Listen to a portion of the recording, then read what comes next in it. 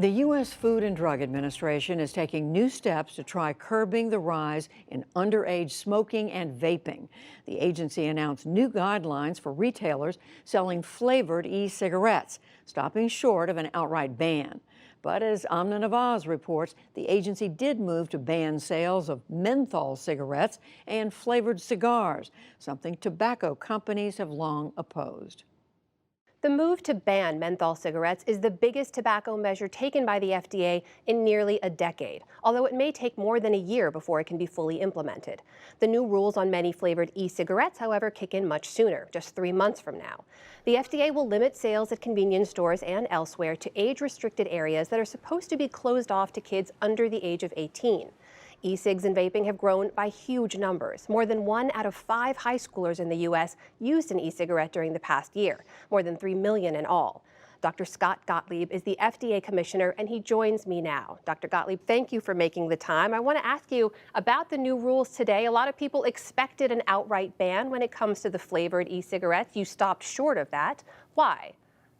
Well, I don't think the policy we announced today was different than what people expected. There was some reporting last week about what we might do, and that reporting was consistent with what we ultimately announced today. What we're doing is we're putting in place significantly enhanced age verification requirements in retail establishments for retail outlets that want to sell the fruity flavored e-cigarette products, because we know those are being used by a lot of kids, and we have to address this really sharply increasing rate of youth use that we're seeing in the marketplace. And so a lot of those products are now going to be sold in adult-only vaping stores and other adult-only establishments that can age restrict people who come in. If a convenience store still wants to try to sell those products, they're going to have to put in place measures like having a separate room where they can effectively restrict access to the room, card people before they go in the room.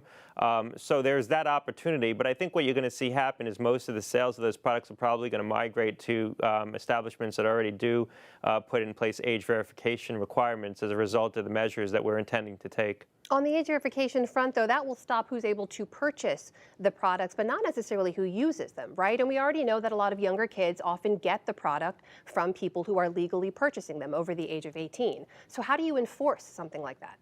Well, that's right. I mean, there's no magic bullet here. There's no one solution that's going to affect this. We're taking a range of steps to try to put downward pressure on the rate of the youth use, and we really need to see these trends reverse. It's not enough for just slow the trajectory of the youth use. We need to see these trends start to reverse, and so we took initial steps today to try to do that. We think the measures we took are robust.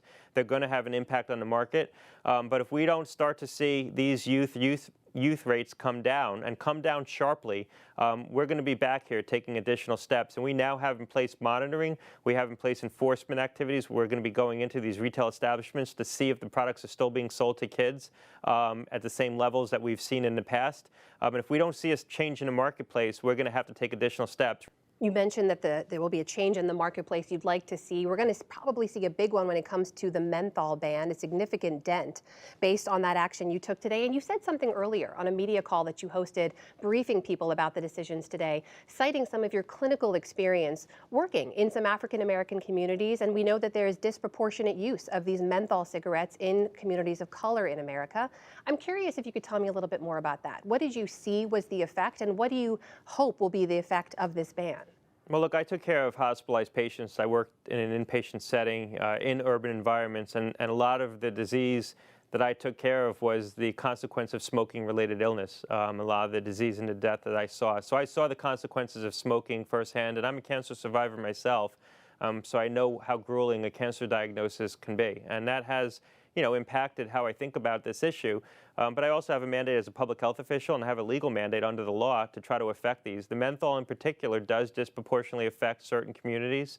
It is true if you look at youth use of cigarettes, 7 out of 10 African-American kids who use traditional cigarettes use a mentholated cigarette. And for kids between the age of 12 and 17, overall, all kids, 54% use mentholated cigarettes. We know that the flavors in the cigarettes, menthol in particular, is something that attracts kids to cigarettes and makes it easier for them to smoke. The menthol actually masks some of the distasteful effects of smoking. Dr. Gottlieb, I have to ask you about another concern that's been raised. It was raised during your confirmation process as well, and that was that you were financially invested in a chain of vaping lounges. Soon after your confirmation, you gave that e-cigarette industry 5 more years to come into compliance with regulations. And then, as I mentioned earlier, a lot of people thought there would be an outright ban on one of those products that you stopped short of. So the question is any of that, your financial investment in that industry, is that influencing your decisions? Are you taking it easy on the industry?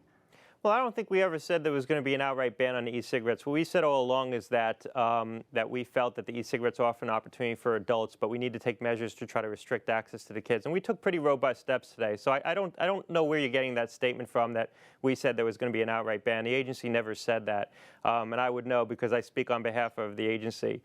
We did extend the compliance dates on the e-cigarettes when I initially came aboard, again, to try to give them time to come in with applications to the agency to try to demonstrate what they need to demonstrate to remain on the market. Because we do recognize that there may be an opportunity for adults from these products. But at the same time we did that, we sought to regulate nicotine in the combustible products, traditional cigarettes, to render them minimally or non-addictive. And so what we're trying to do is make the traditional cigarettes less attractive for adult smokers and try to migrate adult smokers hopefully off of nicotine altogether.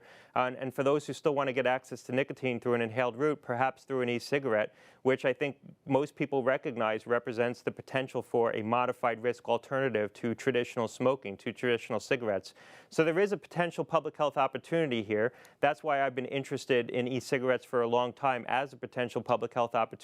But I've said all along, and I said at my confirmation hearing, that opportunity can't come at the expense of addicting a generation of kids on these products. And that's what we're seeing right now. We're seeing a generation of kids become addicted to nicotine through e-cigarettes, and we're going to step in and we're going to stop it. Just to clarify, sir, are you still financially invested in those same vaping lounges in the industry?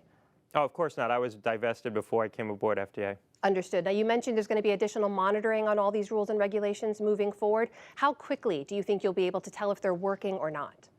I think fairly quickly. The additional enforcement's in place right now. We have considerable resources behind looking at retail establishments to see if the sales are still going on, and we have our own surveys in the marketplace right now. So I think we're going to get a snapshot of what's happening pretty quickly.